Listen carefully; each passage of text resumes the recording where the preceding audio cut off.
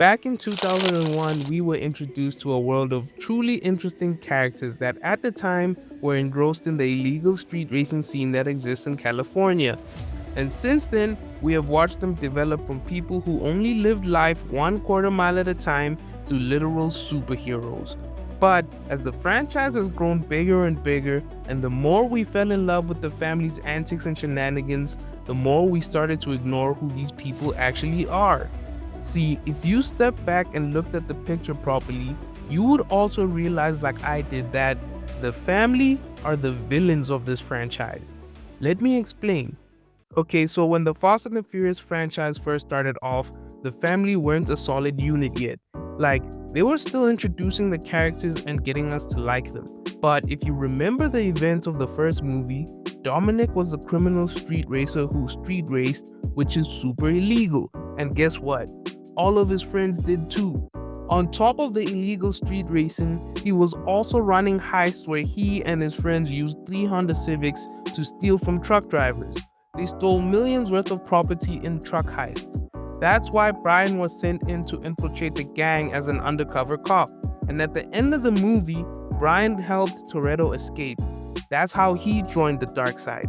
In Too Fast, Too Furious, Brian was now comfy with participating in illegal street racing, which is how he met his friend Tej. Now, in Too Fast, Too Furious, they did take out a drug lord, but Brian had the help of other criminals. And while they weren't doing police work, guess what they were doing? Crimes. Okay, so in 3 Fast, 3 Furious, Revenge of the Tokyo, the only family member that was present was Han. But get this, Han was living in Tokyo doing work for the Yakuza, but Han was stealing from the Yakuza. So it's a case of two wrong parties wronging each other. Yeah, that doesn't make you innocent.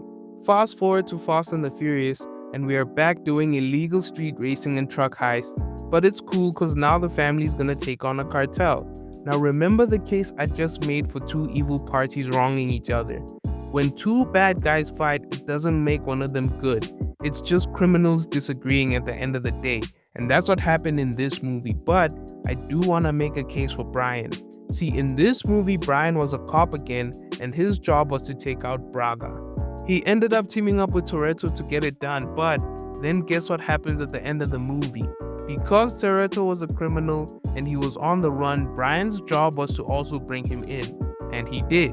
Then he helped him escape again, which brought Brian back into the dark side. Fast forward to Fast 5, and guess what the family does?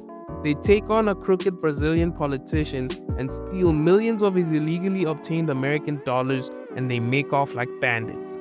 Now again, it's a simple case of yes, the politician was a bad guy, and yes, he was supposed to get what was coming to him. But just because he was given justice by other criminals doesn't mean that the criminals are now good guys.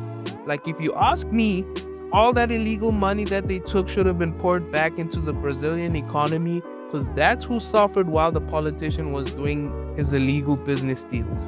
And from Fast and the Furious 6 up until where we are today, it was simply a case of the government hiring highly skilled criminals to do their job for them in each movie. And if you ask me, how are they still the villains when they're trying to help protect us? I respond to your question with another question. Every time they've helped us, what kind of mess do they leave behind? Does this look like the work of heroes to you? Let's face it, guys. We're following the bad guys in these movies. And now a quick word from our sponsors. I don't have sponsors. Please like the video.